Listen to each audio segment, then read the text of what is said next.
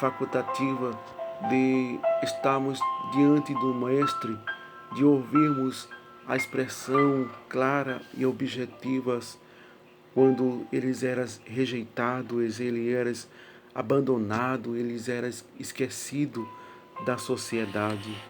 Mas Jesus, ele usou de compaixão, usou de misericórdia com aquelas pessoas que a sua carência, as suas necessidades, as suas condições físicas, suas condições mentais, suas condições financeiras, que as pessoas víamos em uma condições muito difíceis diante das sociedade, por ser desprezível, por ser pessoas que achavam imorais, pessoas que não tinham nenhuma qualificação de estar perto de Jesus. E nós vemos que Jesus, pelo seu ministério, pelo seu início do seu ministério, ele escolhe homens que não tínhamos nenhuma característica para estar perto de Jesus, porque sabemos que pessoas que tínhamos a capacidade que o nosso Senhor Jesus Cristo, de uma capacidade de envolvermos através da leis, através do conhecimento que Jesus ele adquiriu, porque Jesus verdadeiramente era a sabedoria, ele era o conhecimento. Jesus não precisava ir enfrentar uma faculdade, enfrentar um curso de doutorado, poder pegar seu diploma, como nós vemos Paulo, que estudou, se capacitou através dos homens, daqueles teólogos daquela época, foram formados para termos a sua influência diante da sociedade.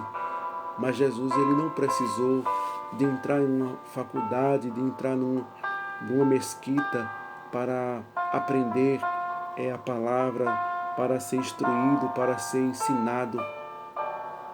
Mas Jesus ele era a sabedoria. Jesus era o conhecimento que estava ali. E nós vemos que este evangelho que foi pregado, que foi relatado de uma forma clara, de uma pessoa que não havia nenhuma condição sequer de estar perto da sociedade, merecia estar fora destas condições.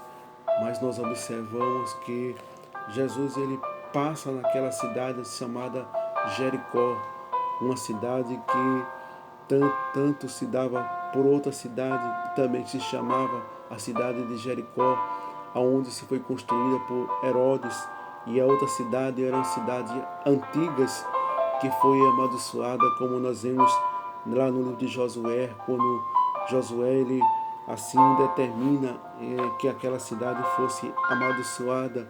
E nós observamos que Jericó é onde era uma cidade populosa, uma cidade que aparecia muitas pessoas de influências, pessoas que tinham condições, ia vendemos ali suas mercadorias. Era uma cidade histórica, uma cidade de populações muito bem vista das suas condições.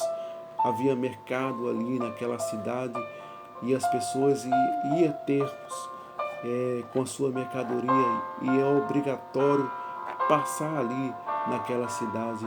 E nós observamos que Jesus, aleluia, resolveu passar aquela cidade, resolveu ir àquela cidade pelas condições que aquela cidade havia, mas Jesus sabia que ali estava alguém necessitado, alguém que precisava de uma mudança de vida, e as pessoas não compreendiam, os discípulos não compreendiam, porque Jesus passar naquela cidade e parar para uma pessoa que não tinha valor diante da sociedade, mas para Jesus ele não importa se alguém tem um valor, se alguém é influente, se alguém muitas vezes é aquela pessoa populosa, e muitas vezes aquela pessoa é muito requentada, uma pessoa que esteja apenas na sua segurança.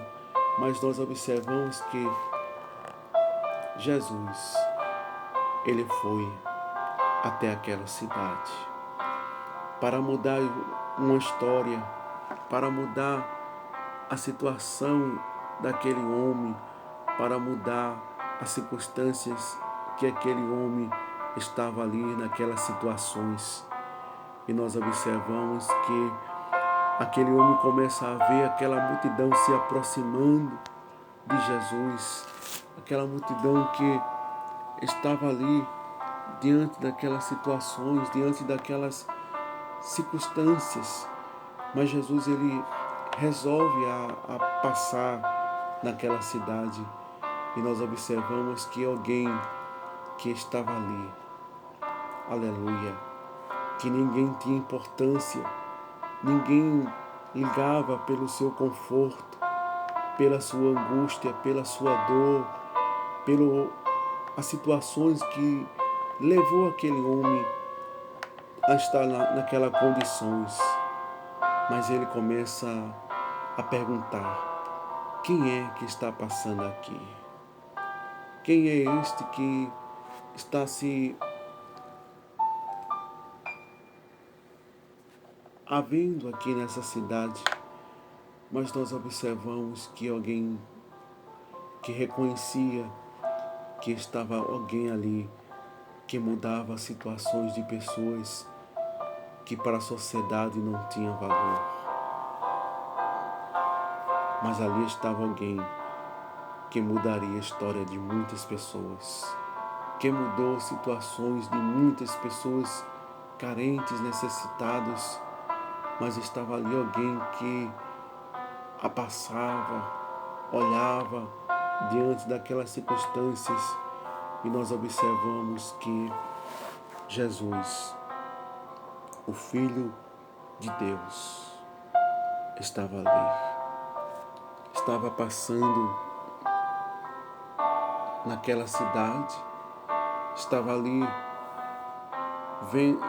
vendo algo que os discípulos não estavam vendo, mas aquele homem carente, necessitado, precisando de algo da parte de Deus, e ele começa a clamar: Jesus, Filho de Davi, tem misericórdia de mim.